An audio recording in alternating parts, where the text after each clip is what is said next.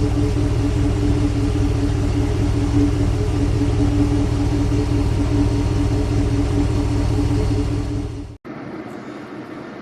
so in this video, I'm going to replace this bulb here.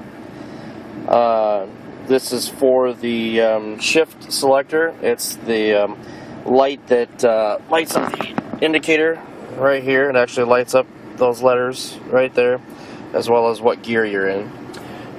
If you have not watched my video on how to remove the center console in order to get to this, I will leave a link in the description.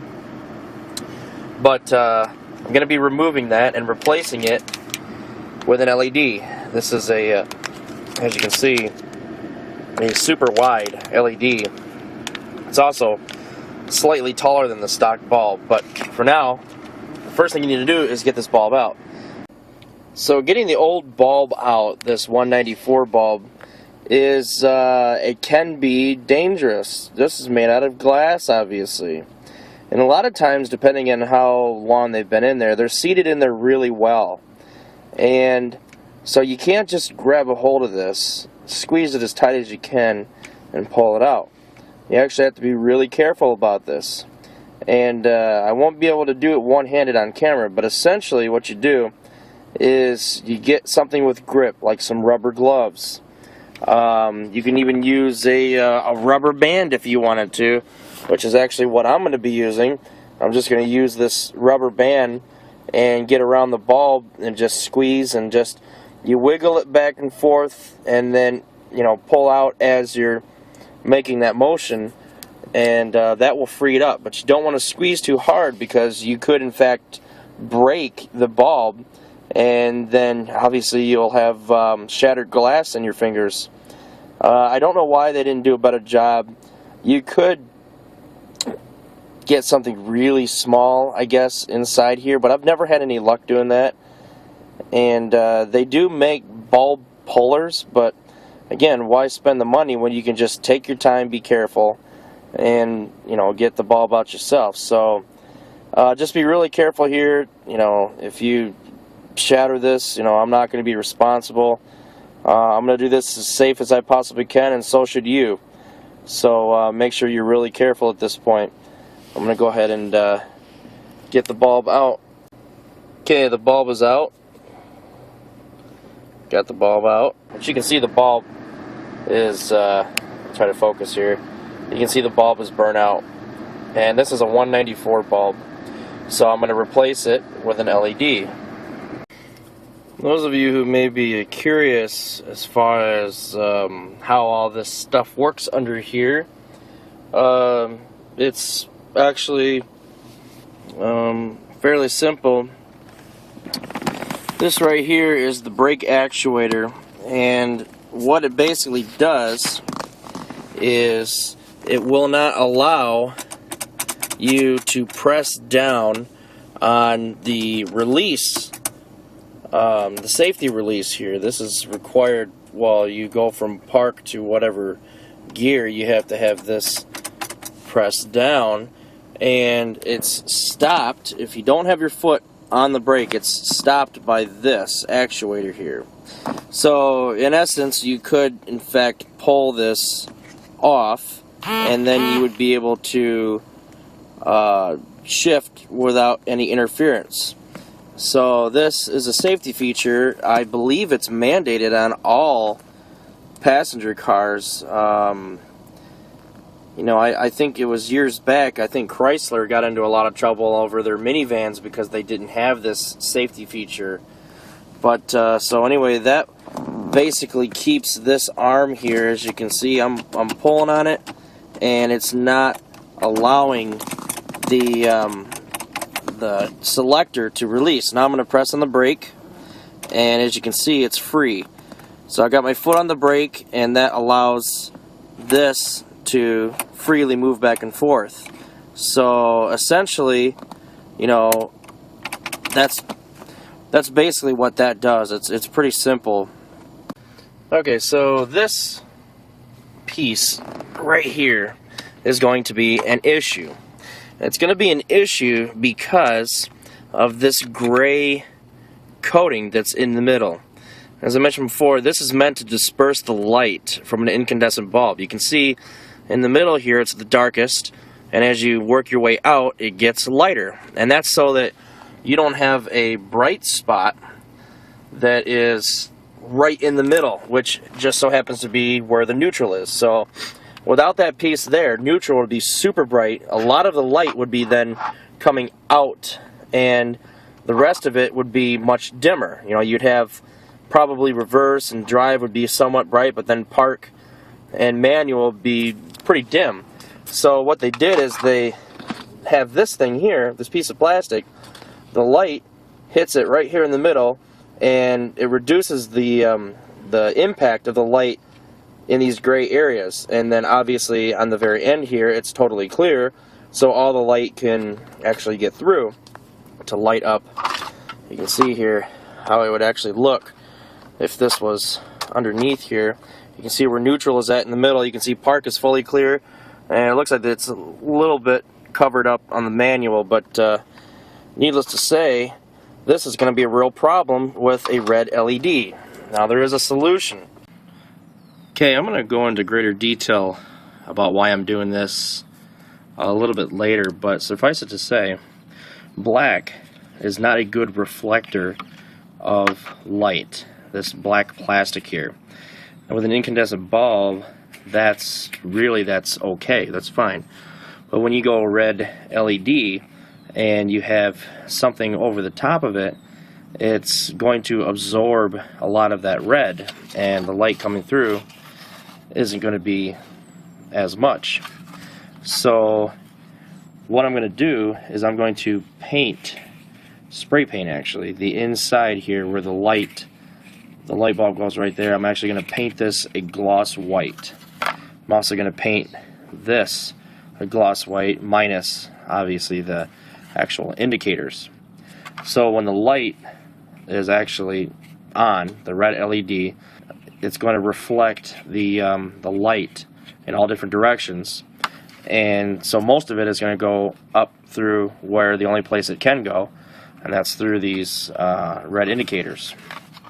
So you know, that's basically why I'm going to be doing that, and I am going to be using a glossy paint to get the job done.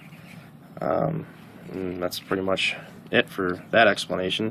Okay, I've got everything taped up here, as you can see, covered the letters, and you know, put some tape down here because this is where the shifter is actually going to rub, so I don't want the paint to rub and chip off this and then cause it to chip everywhere else. And then the other side here, as you can see, I've taped off what I don't want to hit. You know, I'm not too worried about if it hits a little bit of this, as long as I don't get in the way of the letters. That's all that matters. So I'll go ahead and get this outside and start painting it.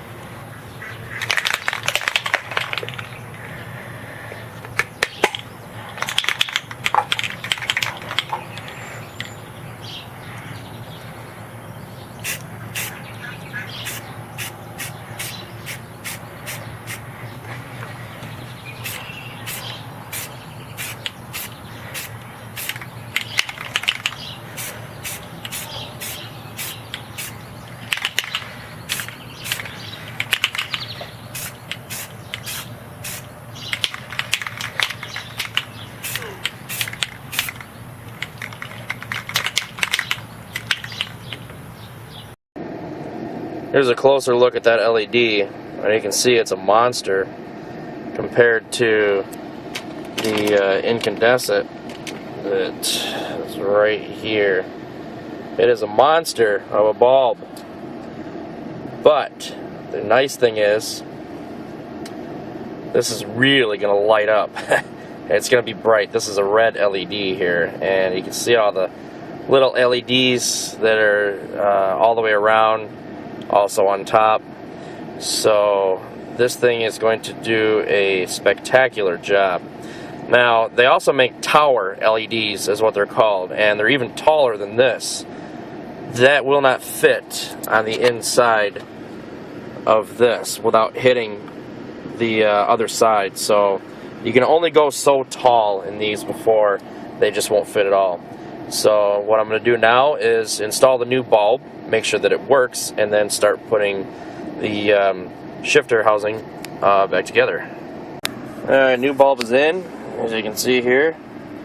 It's in pretty good. Make sure you don't press on any of these LEDs. What I did is I used my fingernail and just pushed down on the red base here to get it in there nice and snug.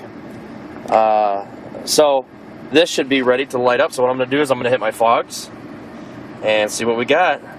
There it is. And it is bright. Really bright. Wow, look at that thing. That's incredible. That is much brighter. The camera doesn't do it justice, but looking at it, it's blinding. I'm not kidding. It is really bright. The great thing about LEDs is they let off very little heat. So as bright as this is, much brighter than the stock incandescent bulb, it's not going to generate enough heat to, cause any of the plastic to start bowing or melting or anything else like that.